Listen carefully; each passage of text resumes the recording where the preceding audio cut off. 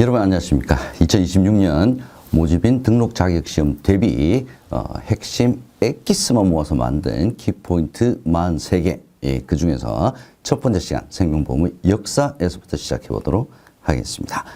자, 여러분들 교재 처음 보시게 되면 상부상조 정신, 이게 나옵니다. 이게 생명보험의 근간이 되는 거죠. 상부상조 정신을 물어보는 문제는 굉장히 자주 출제가 되고 있습니다.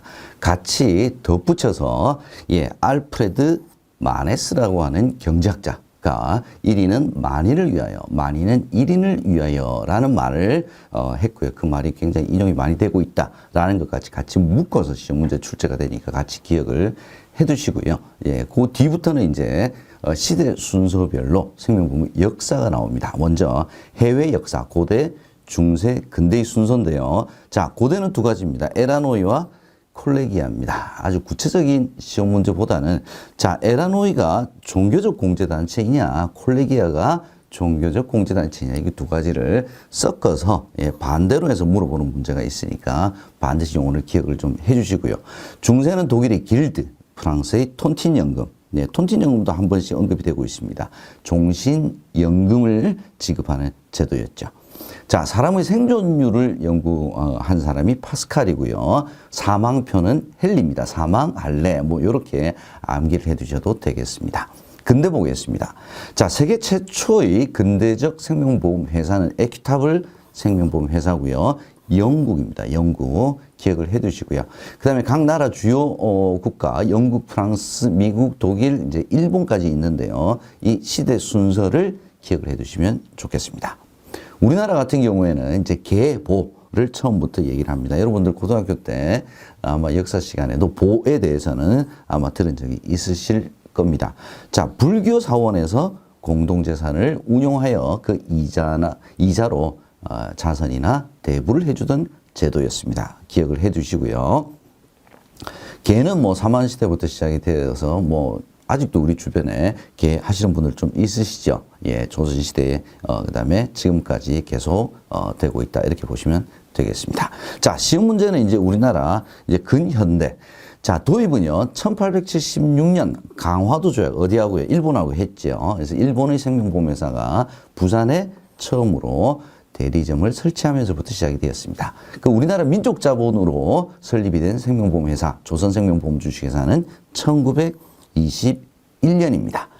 자, 그 다음 이제 진짜 중요하죠. 1960년대. 요거는 우리나라 경제 발전의 그 상황들을 여러분께서 연상을 해 주시면 될 것 같습니다. 1960년대 우리 먹고 살기 좀 어려웠죠. 그때는 개인이 할 수 있는 경제 여력이 없었습니다. 그래서 단체보험 위주. 1970년대 이제 조금 우리가 먹고 살만해졌죠. 개인보험 위주. 얘가 이제 시험 문제에 많이 나왔습니다. 이렇게 바꿔서 시험 문제에 많이 나왔으니까 꼭 기억을 해 주시고요. 1977년에 보험의 해로 지정을 했다. 국민저축기관으로 지정이 되기도 했죠. 1980년대는 이제 생명보험이 고도의 성장을 했고요. 1990년대는 본격적인 경쟁 체제, 보험시장 개방. 자, 이때는 이제 여러분들 IMF 금융위기를 같이 떠올리셔도 괜찮을 것 같습니다. 그때가 90년대 후반이죠. 그래서 보험시장 개방 많이 했고요. 구조 정도 있었습니다. 2000년대 이제 방카슈랑스, 인터넷 전문 보험회사, 그 다음에 가장 최근에 2020년도에 금소법, 금융소비자 보호에 관한 법률이 시행이 되었습니다. 방카슈랑스 도입하고 인터넷 전문 생명보험회사, 그 다음에 금소법 시행, 얘를 시대 순서로 물어보는 문제도 있었습니다. 참고해 주시기 바랍니다. 자, 함정을 한번 찾아보겠습니다. 제가 앞서 말씀드린 것처럼 에라노이는 에라노이 종교적 공제단체, 얘를 상호부조조합이냐, 요렇게 제가 바꿔서 물어본다 그랬죠. 이 함정입니다. 기억을 해 주시고요. 두 번째, 1960년대. 이때는 이제 먹고 살기가 좀 어려울 때라 그랬죠. 개인보험 위주로 전환이 된 게 아니라 이때는 단체보험이죠. 똑같이 이제 반대로 1970년대는 생명보험 산업이 발전을 거듭하면서 보험시장도 단체보험 위주로 전환이 된 것이 아니라 개인보험 위주로 전환이 됐다라고 해야 맞는 표현이 되겠습니다. 키포인트 2번 사회보장제도 보험산업 생명보험자산 재무 설계까지 묶어서 한번 살펴보도록 하겠습니다. 자, 우리나라 사회보장제도 이거 국가가 하는 거죠. 자, 그중에서 우리가 이제 3층 보장론이라고 하는 용어가 많이 언급이 되고 있습니다. 자, 국가가 하는 사회보장, 기업이 하는 기업보장, 개인이 하는 개인보장, 요 세 가지가 3층 보장이다라고 하는 것을 반드시 기억을 해 두시고요. 자, 국가가 하는 사회보험, 공영보험이라고도 하고요. 민영에서 운영하는 생명보험의 관계는 서로 뭐 상호 보완적이죠. 그러면서도 경쟁이라고 하는 양면성을 가지고 있습니다. 자, 시험 문제는 정부에서 운영하는 사회보험과 민간에서 운영하는 이 민영보험의 차이점, 예를 물어보는 문제가 많습니다. 사회보험의 가장 대표적인 게 뭐 건강보험, 그죠? 뭐 이런 거는 산재보험, 뭐 이런 것일 수 있겠죠. 의무적인 가입입니다. 법률로 급여가 정해져 있습니다. 최저생계 보장, 그 다음에 사회적 형평성을 목적으로 합니다. 자, 요거 반드시 기억을 해 주십시오. 이에 반해 민영, 민간에서 운영을 하는 것은 뭐 자기가 가입하고 싶으면 가입하는 거죠. 임의 가입입니다. 그리고 급여는 얼마를 받을 거냐 하는 것은 계약에 있어. 내가 얼마를 납입을 할게. 스스로, 개인 스스로가 결정하는 거죠. 보험료 부담 수준에 따라서 받는 보장 수준도 달라집니다. 개인별 적정성을 목표로 하고 있습니다. 인구구조의 변화 보겠습니다. 자, 이제 우리가 고령화 사회, 고령사회, 그 다음에 초고령사회, 이렇게 우리가 나누고 있습니다. 이걸 이제 어떻게 나누느냐. 전체 인구 중에 고령인구, 즉 65세 이상의 고령인구 비율이 몇 %냐. 7, 14, 20. 얘는 반드시 기억을 해 두셔야 됩니다. 고령화 사회는 우리가 2000년에 진입을 했고요. 고령사회는 2017년, 초고령사회는 2024년 12월에 이미 진입을 했습니다. 그럼 이제 우리나라는 초고령사회죠. 초고령사회 반드시 기억을 해 두시고요. 우리나라 보험 산업은 전 세계에서 10위권 이내, 즉 수입보험료 기준으로 세계 9위 정도 됩니다. 자, 많은 이제 보험계약자들로부터 보험료를 받죠. 그래서 이제 운용을 합니다. 이걸 우리가 생명보험 자산이라고 이야기하는데 얘는 장기자금의 성격을 가지고 있고요. 신탁재산적인 성격, 공공적인 성격을 가지고 있습니다. 얘를 물어보는 경우도 있습니다. 이 자산의 운용 원칙은 안정적으로, 그 다음에 뭐 언제든지 보험금을 지급을 할 수 있어야 되니까 유동성, 그 다음에 적정이율 이상의 수익성, 공익성을 바탕으로 운용이 되어야 됩니다. 이 원칙. 자, 이 자산 중에 가장 많이 운용을 하는 대상이 뭐냐? 유가증권입니다. 유가증권이 1등입니다. 얘는 반드시 기억을 해 두셔야 돼요. 유가증권에 가장 많이 투자를 하고 있습니다. 자, 다음 이제 재무설계 보겠습니다. 재무설계 시험 문제 비중이 많이 높아졌습니다. 이거 반드시 기억을 해 두시고요. 자, 인생의 이제 재무적 목표, 계획을 세워서 계속 수정해 가면서 가는 거죠. 이게 왜 이런 재무설계가 필요하냐? 생애 소비 만족 극대화. 어차피 버는 거는 일정하잖아요. 그죠? 어떻게 하면 잘 쓸 거냐 이거죠. 그죠? 미래 리스크 어떤 게 있습니까? 실업, 장수, 물가 상승 이런 거 있었죠. 이런 것을 대비하기 위해서 재무설계를 해야 됩니다. 최근에는 사회경제적 환경 변화, 이제 이 부분이 많이 이제 시험 문제에 출제가 되고 있습니다. 우리나라 같은 경우에는 부동산 비중이 워낙 높죠. 그래서 금융자산 비중이 낮습니다. 그죠? 우리나라 같은 경우에는 이제 방가출장소도 마찬가지지만 은행, 증권, 보험의 벽이 많이 이제 사라졌죠. 그래서 새로운 금융상품이 계속 출시가 되고 있습니다. 그러다 보니 이제 개인들 입장에서는 의사결정, 최적의 투자 의사결정을 하기가 되게 어려워지죠. 그래서 재무설계를 해야 된다. 자, 이 부분 시험 문제 나올 수 있습니다. 근본적인 이제 이론적 배경은요. 소비 지출. 소비는 실은 이렇게 변하는데 소득은 이렇게 딱 변하죠. 그죠? 그죠? 그래서 소비 지출은 소득보다 완만하게 변화합니다. 그래서 소득의 흐름과 소비 지출의 흐름이 불일치하다는 거죠. 일치하게 되면 실은 뭐 계획 세울 필요가 없겠죠. 예, 버는 대로 쓸 수 있으니까, 그죠. 그래서 이때가 이제 중년기죠, 중년기. 중년기에 소득을, 잉여 소득을 미리 땡겨서 초년기에, 사회 초년기에 쓰고요. 연금, 저축, 뭐 이런 것들 많이 해가지고 노년기로 이월을 시켜라. 이렇게 얘기를 합니다. 재무설계 반드시 여러분들 교재 찬찬히 읽어보실 필요가 있겠습니다.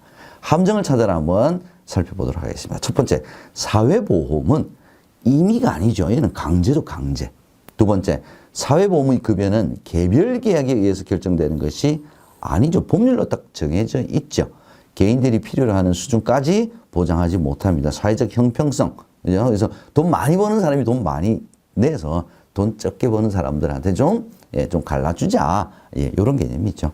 세 번째, 생명보험 자산의 운영 원칙 중 수익성도 어느 정도 담보돼야 되죠. 그죠? 적용 이율 이상으로 운용을 해야 됩니다. 그럼 남의 돈 받아가지고 운용하면서 수익률이 적으면 안 되겠죠. 네 번째, 소득의 흐름은 소비 지출의 흐름보다 완만하게 변한다. 완만하게 변화하는 것이 소비 지출이었죠. 마지막, 2009년 자본시장과 금융투자업에 관한 법률이 시행됨에 따라 새로운 금융상품의 출시가 증가하고 있다라고 해야 맞는 표현이 되겠습니다. 키포인트 세 번째, 생명보험 기본 원리 및 계약 관계자 한번 살펴보도록 하겠습니다. 자, 생명보험의 가장 기본적인 원리는 세 가지입니다. 대소의 법칙, 사망률과 생명표, 수지상등의 원칙, 이득금지 원칙 이런 거 아닙니다. 이거 시험 문제 나왔어요. 이득금지 원칙은 손해보험의 기본적인 원리입니다. 대소의 법칙은 주사위 생각하시면 됩니다. 자, 주사위를 한두 번 던져가지고는 실은 1이 나올 확률, 6이 나올 확률 우리가 알 수가 없겠죠. 근데 한 10,000번쯤 던지면 어떻게 됩니까? 사건의 관찰 횟수를 늘려가게 되면 발생 확률이 대체적으로 수치화 가능합니다. 그래서 동일한 성질, 다양한 아닙니다. 동일한이죠. 성질의 위험을 가진 가입자가 많으면 많을수록, 즉 주사위를 많이 던지면 던질수록 확률이 정확해지겠죠. 보험단체의 안정성은 증가합니다. 사망률은요, 1년간입니다. 1년간 사망자 수를 나눠주죠. 뭘로요? 연초의 생존자 수로 나눠집니다. 자, 그래서 우리나라는 2024년 4월부터 제10회, 10회 요거 물어보는 경우 있습니다. 제10회 경험 생명표를 적용을 하고 있습니다. 수지상등의 원칙은 뭐냐?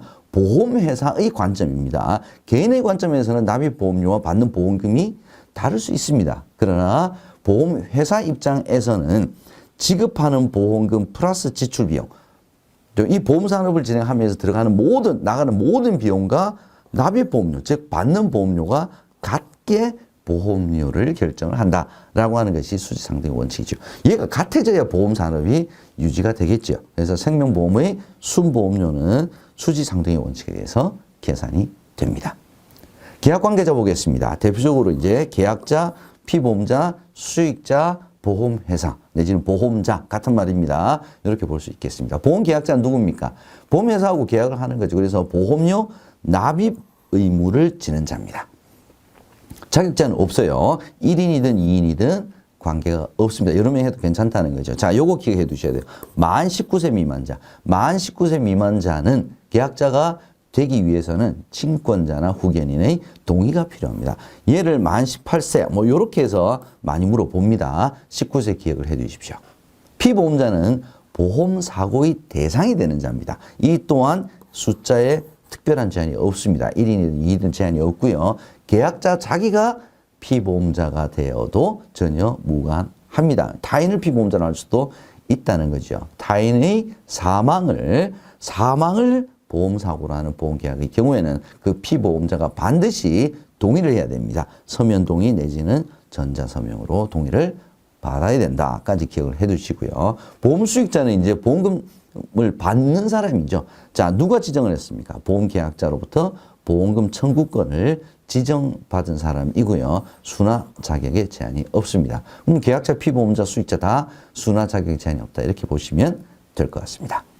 보험회사는 보험사업을 하는 사람이죠. 보험금을 지급할 책임을 가진 계약관계자입니다. 아무나 다 보험회사 하면 안 되겠죠. 금융위원회가 사업 허가를 해줘야 할 수 있는 겁니다.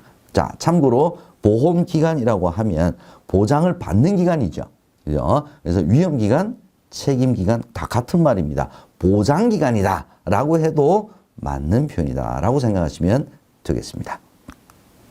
함정을 찾아라 이어서 살펴보도록 하겠습니다. 첫 번째, 생명보험은 다양한 위험제가 아니라 그랬죠. 동일한 위험에 처한 많은 사람들이 합리적인 금액을 모아 공동기금을 형성하고 우연한 사고를 당한, 우연한도 얘도 이제 필연적 이런 거 아닙니다. 우연한 사고를 당한 구성원에게 보험금 등의 급여를 지급하는 경제제도입니다. 두 번째, 수지상등의 원칙은 보험계약자가 납입하는 보험료 총액, 보험회사가 지급하는 보험금 총액 플러스 또 뭐가 있었어요? 비용이 있었잖아요. 그죠? 이 합계와 동일한 금액이 되어야 됩니다. 세 번째, 만 18세 이상자. 딱 나와야 되죠. 만 18세가 아니라 만 19세죠. 네 번째, 보험계약자는 반드시 피보험자가 아니어도 된다 그랬잖아요. 같아도 되고 달라도 가능하다. 이렇게 보셔야 될 것 같습니다. 키포인트 네 번째, 보험료 산출과 배당 살펴보도록 하겠습니다. 자, 보험료 산출 방식이 두 가지가 나옵니다. 3위원 방식, 현금 흐름 방식. 자, 현금 흐름 방식으로 지금은 생명보험회사들이 보험료를 산출하는데 이건 뭐냐? 3위원 플러스 계약 유지율, 판매량 등 다양한 기초율을 적용한다. 그럼 3위원만 가지고 보험료를 산출하는 방식이 그게 3위원 방식입니다. 그럼 3위원은 뭐냐? 예정위험률, 예정이율, 예정사업비율이라는 거죠. 그럼 현금흐름 방식이 훨씬 더 복잡하게 하는 거죠. 그래서 정교한 보험료 산출이 가능합니다. 산출 방법도 복잡합니다. 전산 시스템 이런 것 때문에 비용도 비쌉니다. 아시겠죠? 자, 기억해 두시고 여기서 이제 시험 문제 많이 나오는 것이 3위원 방식은 보수적인 표준 기초율을 가정을 하는 반면에 현금흐름 방식은 회사별 최적 가정. 예를 물어보는 문제 자주 출제가 될 수 있습니다. 기억해 두시기 바랍니다. 배당. 자, 배당은 뭐냐? 유배당. 배당을 하겠다라고 하는 유배당 보험계약에서 잉여금이 발생을 하게 되면 일정 비율을 계약자에게 나눠주는 거죠. 그래. 무배당은 잉여금이 무배당 계약에서는 잉여금 자체가 발생하지 않으니까 배당금을 지급하지 않습니다. 그 대신에 보험료를 미리 할인을 하죠. 할인을 합니다. 그래서 싸게 보험료를 납입하는 대신에 배당은 없습니다. 이 배당률은 보험회사마다 다 다른 배당률을 적용합니다. 예전에는 다 똑같았어요. 그러나 지금은 각 보험회사마다 다른 배당률을 적용을 합니다. 조건은 뭐냐? 선정립, 먼저 배당 재원을 적립한 후에 배당을 할 수가 있게끔 바뀌었다라는 걸 기억을 해두시면 좋겠습니다. 지급 방법은 네 가지가 있습니다. 요 지급 방법 간혹 한 번씩 물어보니까 네 가지 기억을 해두시고요. 자, 이 배당과 관련해서는 뭐냐면 보험 안내 자료에 장래 이익 배당 또는 잉여금 분배에 관한 사항은 실은 기재를 못하게 되어 있습니다. 과거가 이제 어떻게 될지 모르니까요. 확정적으로 계약자가 받아들일까봐 걱정을 해서 그렇죠. 그런데 금융위원회가 인정하는 이 기재 금지 예외가 있습니다. 요거 시험 문제 한 번씩 나오죠.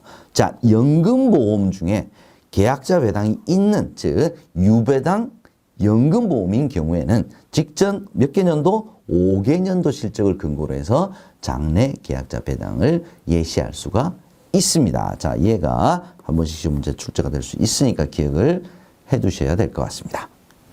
함정을 찾아라 보겠습니다. 3위원 방식을 통해 보험회사는 상품 개발의 자율성을 제고할 수 있다. 상품 개발의 자율성을 제고할 수 있는 것은 현금 흐름 방식이었습니다. 두 번째, 현금 흐름 방식은 자, 보수적 표준 기초율을 가정하는 것이 3위원 방식이었죠. 세 번째, 상법에 근거한 것이 아니죠. 배당률은 상법에 근거한 것이 아닙니다. 네 번째, 계약자 배당이 있는 연금보험의 경우에는 직전 몇 개년도? 5개년도죠. 5개년도 실적을 근거로 장래의 계약자 배당을 예시할 수 있습니다. 키포인트 5번 보겠습니다. 청약 철회, 승낙, 거절, 보장, 개시일까지 한번 살펴보죠.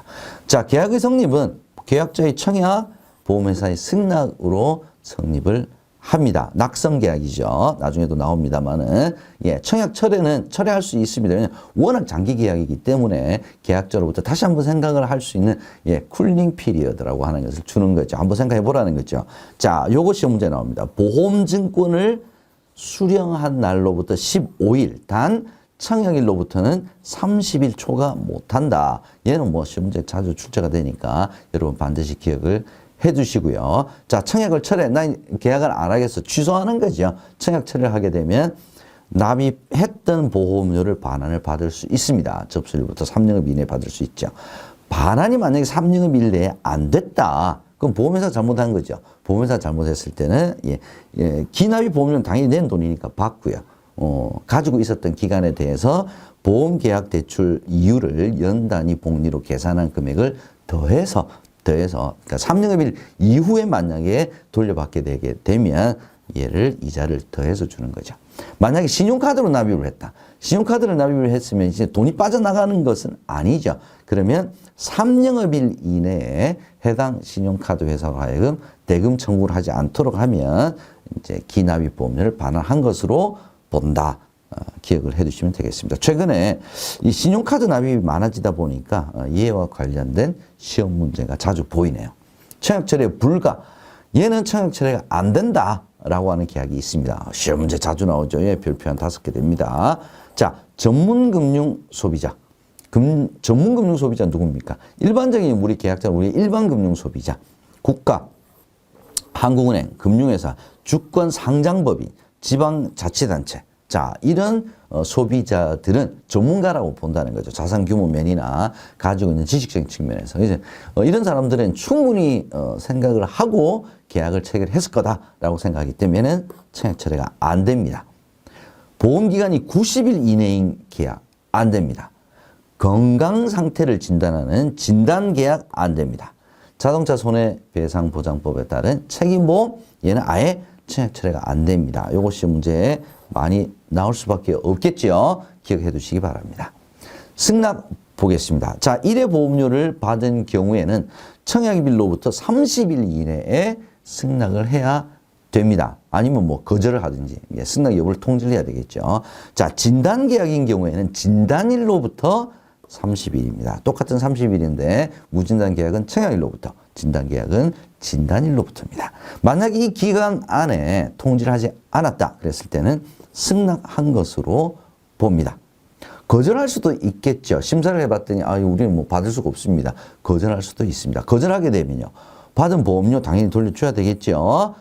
보험료를 받은 기간에 대해서는 평균 공시율 플러스 1%를 연 단위로 복리로 계산한 금액을 더해서 지급을 합니다.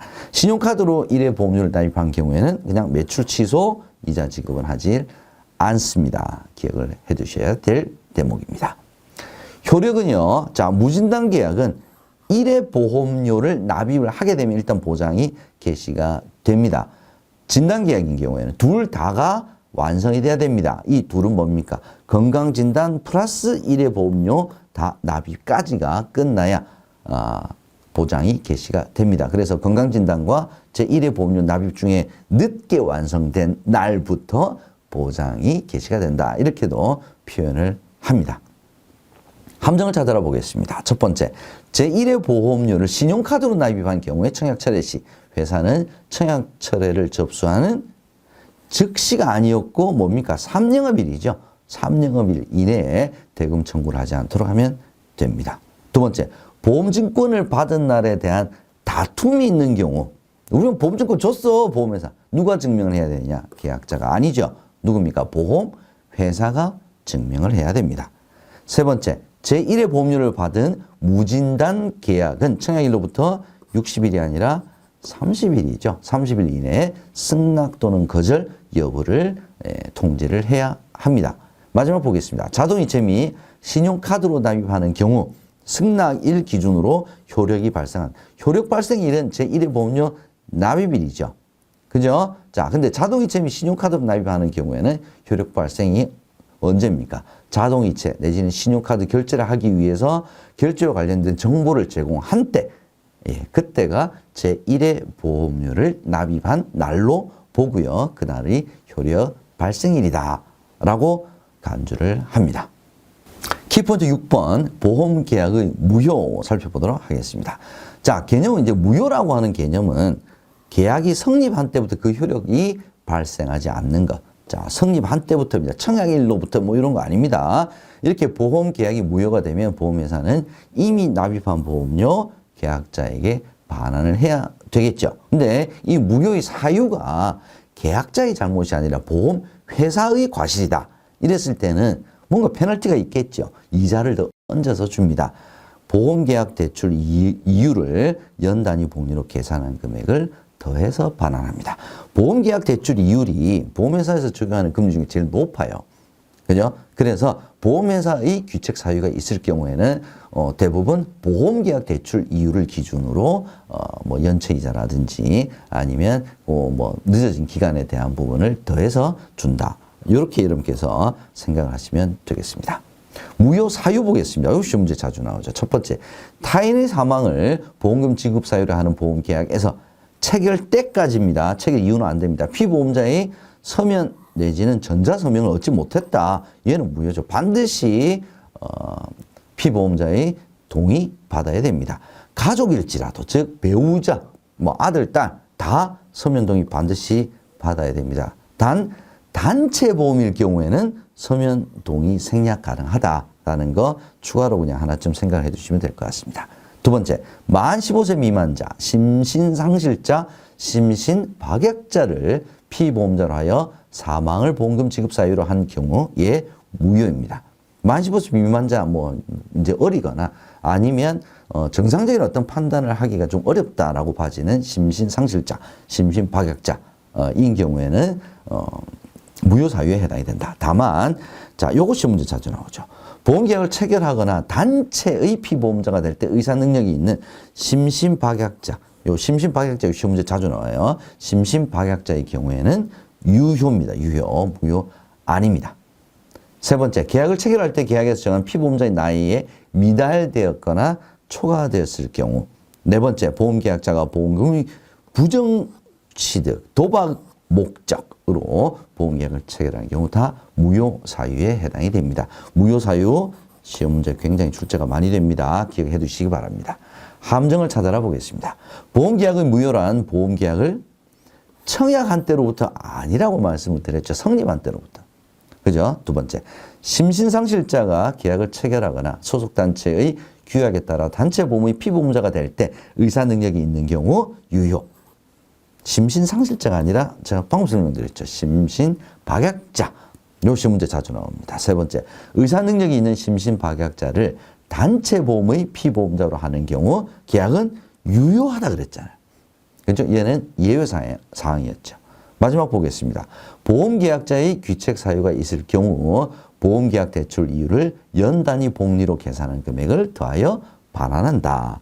자, 보험계약 대출 이율을 연 단위 복리로 계산한 금액을 더하여 반환할 때는 보험회사의 귀책 사유가 있을 때다. 요걸 알아주시기 바랍니다. 키포인트 7번째, 보험금 청구 시 구비 서류 및 지급 기일 살펴보도록 하겠습니다.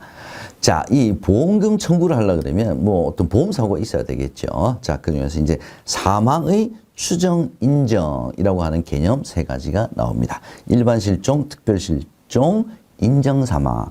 요거 시험 문제에도 최근에 자주 좀 많이 나오네요. 특히 일반 실종, 부재자의 생사가 5년간, 특별 실종, 위난 종료 생사가 1년간, 예, 많이 나옵니다.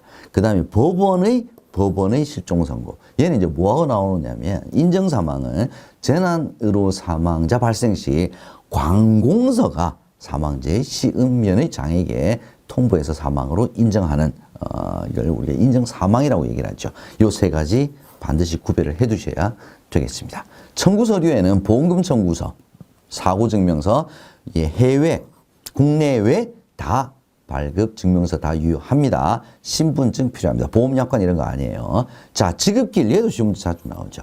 구비서류 접수 시에 3영업일 이내에 보험금 지급 사유 조사 확인이 필요하면 10영업일.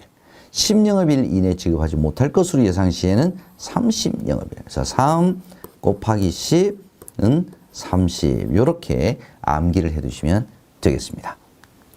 예외 적용 보겠습니다. 보험금 지급 기일을 적용하지 않는 경우 소송 제기, 분쟁 조정 신청, 수사기관의 조사, 해외에서 발생한 보험사고 조사 이럴 때는 보험금 지급 기일을 적용하지 않습니다. 요거 시험 문제 1번 굉장히 자주 출제가 되는 부분이죠.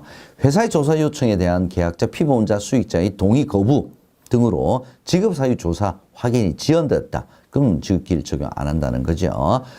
보험금 지급 사유와 관련해서 제3자, 전문의가 대표적이죠. 의견을 따르기로 한 경우도 보험금 지급기일이 적용되질 않습니다. 함정을 찾아라 살펴보도록 하겠습니다. 첫 번째, 일반 실종. 일반 실종, 제가 시험 문제 많이 나온다 그랬죠. 부재자의 생사가 3년이 아니고 5년간이죠. 그 다음에 관할 구청 아니죠. 법원이죠. 그죠? 예. 두 번째 보겠습니다.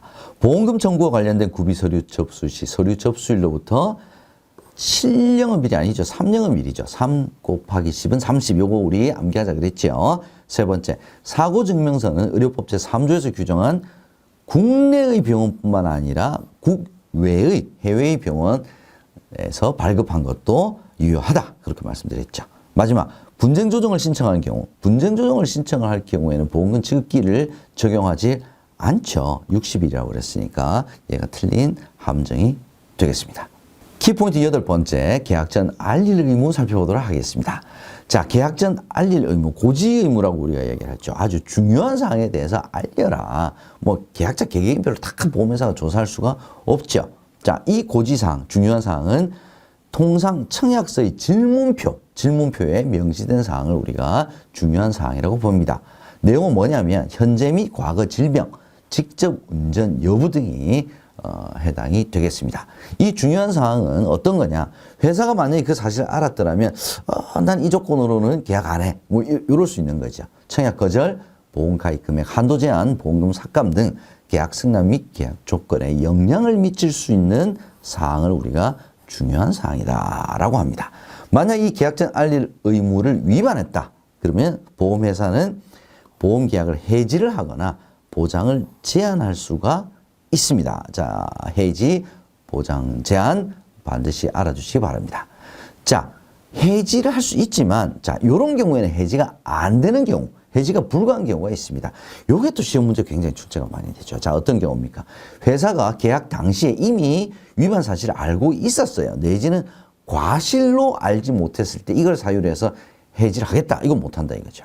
위반 사실을 알았으면 1개월 이내 해지를 해야 됩니다. 보장 제한을 하든지. 근데 1개월 이상 지났어요. 안 됩니다. 세 번째, 보장 개시일로부터 보험금 지급 사유가 발생하지 않고 2년이 지났어요. 계약 체결일로부터 3년이 지났어요.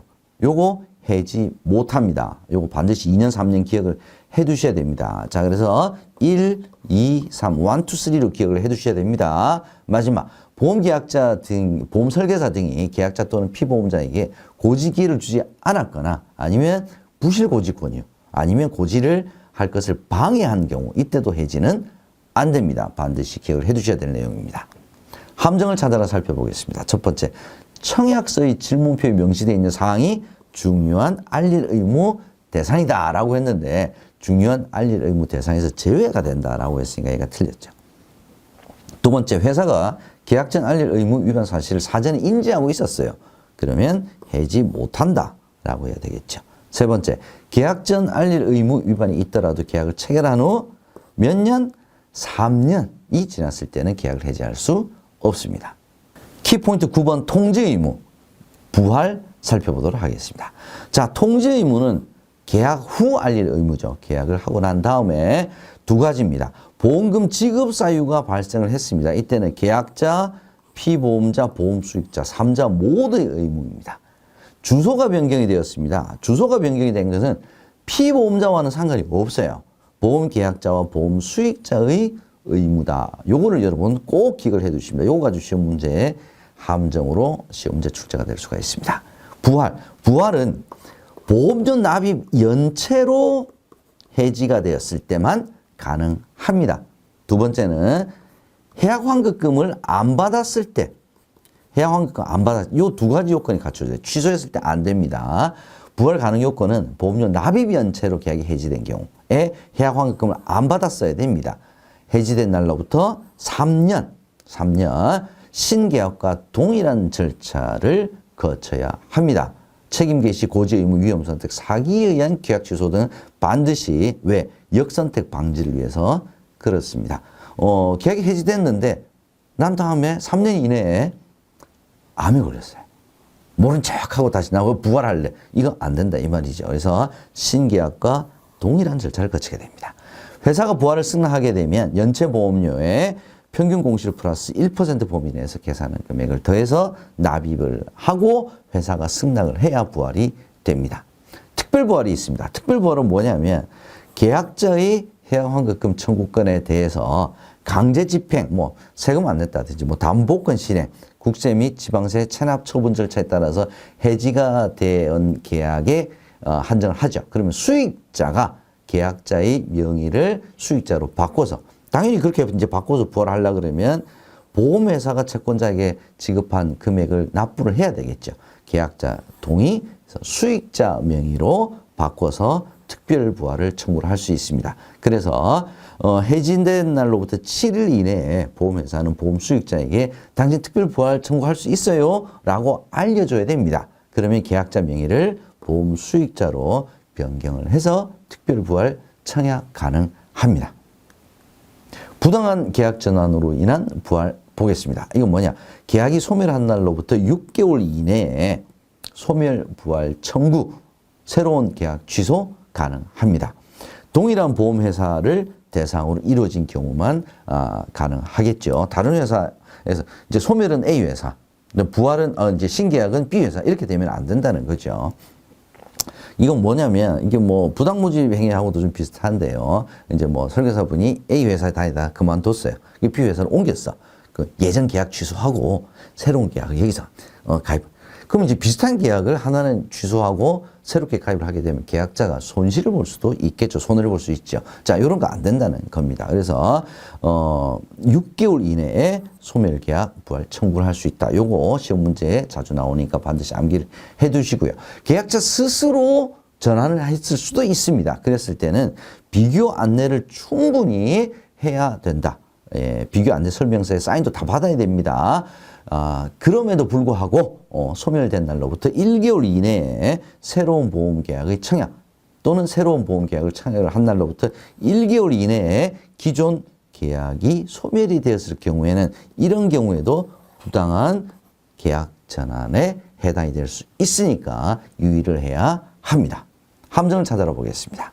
납입 최고 독촉 기간 내에 연체 보험료를 납입하지 않았다. 안 했을 경우에는 납입 최고 기간이 끝나는 날에 계약이 해지되는 것이 아니라 끝나는 날의 다음 날이죠. 끝나는 날의 다음 날에 계약 해지가 됩니다.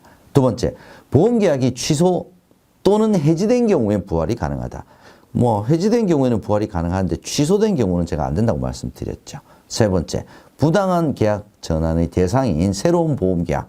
자, 새로운 보험 계약이 이제 체결이 됐는데 이건 어떤 것을 우리가 이야기하느냐? 기존 보험 계약과 보험 수익자가 같고 보험 수익자가 같다고 새로운 보험 계약은 아니죠. 예, 피보험자가 같아야 되겠죠. 위험 보장 범위가 유사한 계약을 의미합니다. 키포인트 10번째 언더라이팅 살펴보도록 하겠습니다. 언더라이팅 계약 심사죠. 계약 심사. 심사를 해서 보험료 및 가입 조건 등을 결정을 하는 겁니다. 그래서 보험 가입 가능 여부와 부담을 보험료 결정하고요. 역선택 방지, 보험 사기 방지, 그다음 보험회사 입장에서 위험률 차익 관리 이런 거 시험 문제에 계속 출제가 됩니다. 자, 이 언더라이팅에서는 공평성 유지라고 하는 부분이 굉장히 많이 언급이 됩니다. 차별성이 아니에요. 그러니까 비슷한 위험을 가진 계약자는 다 비슷한 보험료를 납입을 해야 맞지 않겠습니까? 근데 만약 위험률이 굉장히 높은 사람이 위험률이 낮은 사람들과 똑같이 보험료를 납입을 한다면 그건 잘못된 거겠죠. 그래서 공평성, 공평하게 위험에 따른 보험료 납입 공평해야 된다는 겁니다. 그래야 선의 계약자를 보호할 수 있겠죠. 언더라이팅은 총 4가지 단계. 자, 1차 선택은 모집 조직, 보험 설계사. 2차 선택은 의적 진단, 진단서, 병원 진단서 이런 거죠. 3차 선택은 언더라이터, 4차 선택은 계약 적부 확인 이렇게 이루어집니다. 자, 어떤 것이 1차, 2차, 3차, 4차냐 요걸 물어보는 경우가 좀 있습니다. 자, 언더라이팅 시 고려 대상이 되는 4가지가 있습니다. 환경, 신체, 도덕, 재정인데 자, 요건 좀 뭐 읽어보시면 개념이 이렇게 어렵지는 않습니다. 어떤 항목들이 환경적 언더라이팅 대상이고 어떤 항목이 신체적 언더라이팅 대상이냐. 자, 요걸 물어보는 문제가 많이 나옵니다. 요거 기억을 해 두시고요. 제일 많이 언급되는 것이 환경적 언더라이팅, 직업, 음주, 흡연. 요걸 여러분께서 기억을 해 두시면 좋겠습니다. 표준 미달체 및 우량체입니다. 자, 보통은 이제 우량체가 뭐냐? 위험도가 낮은. 그러니까 우리나라 같은 경우에 표준체, 표준체를 기준으로 해서 언더라이팅을 실시를 하는데 위험도가 낮다. 그러면 우량체죠. 그럼 할인해 줍니다. 표준 미달체는 뭐냐? 위험도가 높다는 거죠. 그럼 뭔가 이제 조건을 달아야 됩니다. 자, 어떤 조건을 다느냐? 보험료 할증, 보험료를 비싸게. 그다음에 보험금 삭감, 일정 기간 내에 보험사고 발생 시 보험금 낮춰서 준다는 거죠. 자, 이거 어떤 경우에 어떤 것이 있느냐? 요거 이제 체감성 위험. 시간이 가면 갈수록 위험도가 낮아질 때는 보험금 삭감, 감입니다. 감감 이렇게 외우시면 됩니다. 보험금 삭감, 체감, 감감으로 외우시면 되겠습니다. 나머지는 보험료 할증이다. 체증성, 위험도가 높아지는 거, 항상성 유지되는 거, 보험료 할증입니다. 부담보는 특정 질병, 이 질병은 담보 안 합니다. 부위, 특정 신체 부위, 이 부위에 발생되는 어떠한 사고가 나더라도 보장에서 제외하겠습니다. 이게 부담보죠. 함정을 찾아라 네 가지 살펴보겠습니다. 첫 번째, 언더라이팅은 보험 계약자의 위험도에 가장 적합한 상품을 개개인별로 설계할 수 없죠. 차별성 나오면 다 틀렸다 제가 그랬죠. 공평성이라고 그랬습니다. 두 번째, 언더라이팅 단계 중 3차 선택.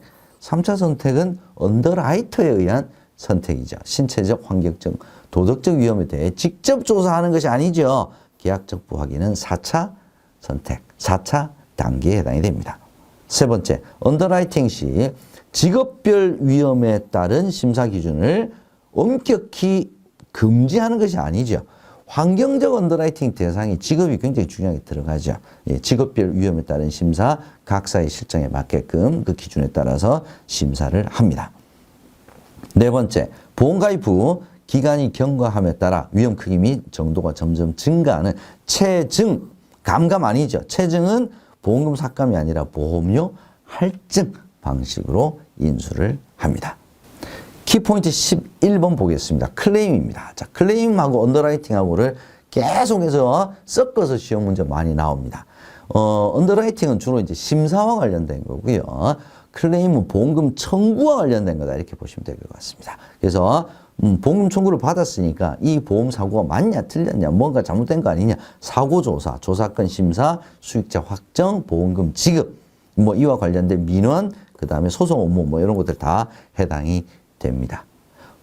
이 클레임 업무를 진행하기 위해서는 이 담당자가 전문성이 있어야 돼요. 클레임 업무가 잘못되게 되면 보험금이 지급하지 않아도 될 아니면 적게 지급해야 될 거를 많이 지급하게 될 수 있겠죠. 회사 경영에 큰 영향을 미칠 수가 있습니다. 그래서 자, 충분한 실무 경험, 약관 및 보험 관련 법 규정의 올바른 해석 적용 능력이 있어야 될 것 같고요. 상당한 수준의 의학 지식도 보유하고 있어야 되겠습니다. 함정을 찾아라 보겠습니다. 클레임은 보험금 청구 접수, 사고조사, 조사건 심사, 수익자 확정, 보험금 지급 의무 까지는 다 맞는데 보험금의 한도 결정은 얘는 계약 심사, 즉 언더라이팅과 관련된 거죠. 두 번째, 클레임 업무 시 검토 및 준비 단계에서 과거의 병력 및 직업 직무를 확인하는 것은 얘는 진행 단계죠. 진행 단계. 세 번째, 정액 클레임 업무와 실손 클레임 업무는 상호 배타적으로 수행되는 것이 아니라 보완적으로 수행이 되고 있는 거죠. 네 번째, 클레임 업무 담당자는 기초적인 아니라 그랬죠. 상당한 의학 지식을 숙지하고 있어야 합니다. 키포인트 12번째, 보험 설계사의 역할과 책임 알아보도록 하겠습니다. 뭐, 이 부분은 워낙 이제 분량이 많다 보니까 여기저기서 같이 막 섞어서 나옵니다. 그렇지만 그 중에서도 중요한 부분들 기억을 해 두시기 바랍니다. 보험인의 윤리 강령, 공공성, 공신력 제고, 성실 봉사, 기술 개발 준법. 얘는 뭐 눈으로라도 한번 알아두시면 좋을 것 같고요. 보험 설계사로서의 사명감, 고객에게 다양한 서비스와 정보를 제공하는 것인데, 뭐 가족 구성원별로 보장 설계를 제안을 하는 거, 그게 이제 교재 예로 나와 있는데, 그걸 가지고 사명감을 기억을 해 주셔도 좋을 것 같습니다. 전문성은 보험 상품뿐만 아니라 관련 법규, 세무, 부동산 등 다양한 분야의 전문 지식을 습득해야 된다라고 하는 것이 우리가 전문성 개발에 해당이 되는 내용입니다. 3대 기본 지키기, 얘는 뭐 너무나도 여러분들 잘 아셔야 되는 내용이죠. 보험약관 교부, 중요한 내용 설명, 그 다음에 보관용 청약서 계약자에게 제공을 해야 되고요. 자필 서명 안내, 요 뭐 세 가지는 반드시 기억해 두셔야 될 것 같습니다. 만약에 이 3대 기본 지키기를 어겼다 그랬을 때는 계약이 성립한 날로부터 몇 개월? 3개월 이내에 계약자는 계약 취소가 가능합니다. 자, 이건 이제 누가 잘못한 겁니까? 계약자 잘못한 거 아니죠. 그래서 납입한 보험료 플러스 정해진 이자를 더해서 반환을 하게 됩니다. 부당한 보험 계약, 승환 계약이라고 우리가 이야기를 하죠. 우리가 앞서서도 봤죠. 그죠? 자, 이미 가입한 보험 계약을 부당하게 해지시키고 새로운 보험 계약을 청약하게 하거나 권유하는 행위를 말합니다.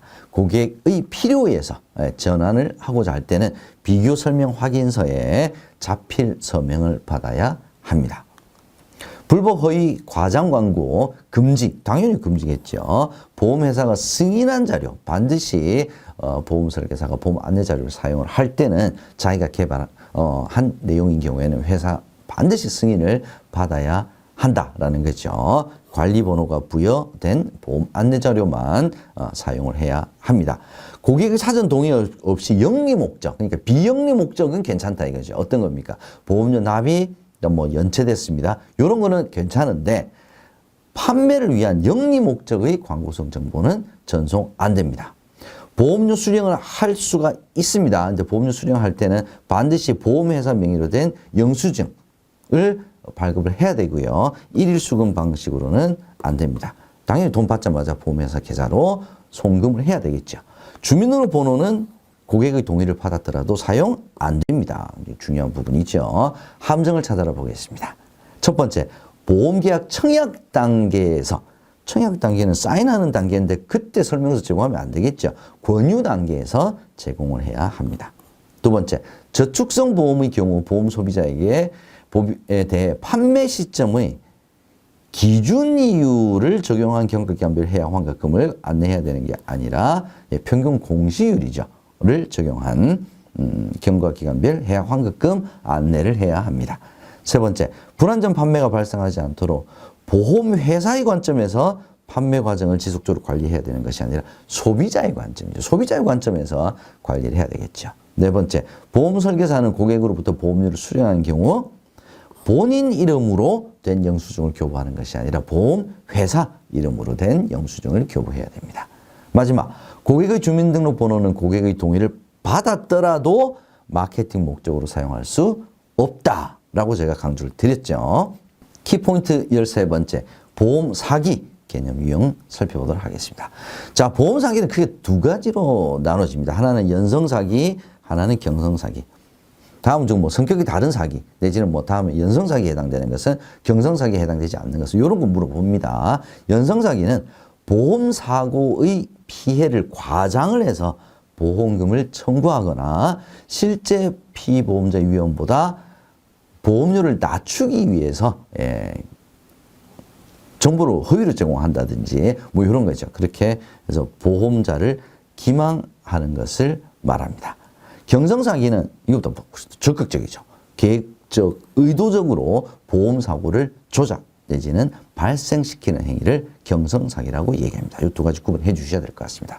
우리가 예전에는 보험사기는 형법에 따라서 처벌을 했죠. 근데 2016년 9월부터 강화가 되었습니다. 보험사기 방지 특별법이 만들어졌죠. 제정 시행이 되게 되었습니다. 그래서 10년 이하의 징역, 5천만 원 이하의 벌금. 요거 많이 물어보네요. 10년 이하의 징역 또는 5천만 원 이하의 벌금.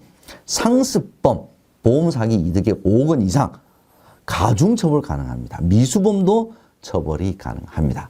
최근에는요, 2024년도에는 보험사기 행위를 알선, 유인, 권유, 광고한 자도 처벌을 할 수 있게 됐고요. 징역형과 벌금형도 병과하게 되었다라는 점도 알아두셔야 될 것 같습니다.